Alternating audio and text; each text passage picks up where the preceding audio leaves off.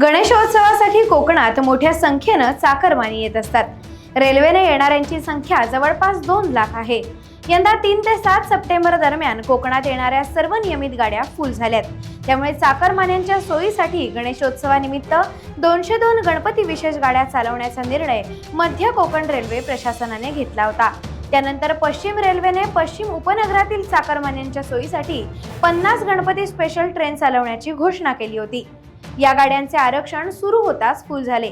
त्यामुळे कुछ तो गडबड है भाई अशी चर्चाही सुरू झाली असून केवळ काही मिनिटातच सर्व तिकिटे कशी काय संपतात याची चौकशी करावी अशी मागणी चाकरमानी करतात।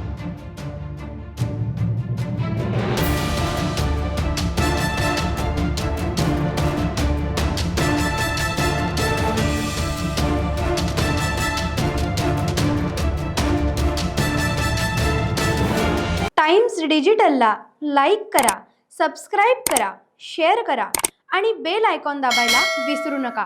Times digital.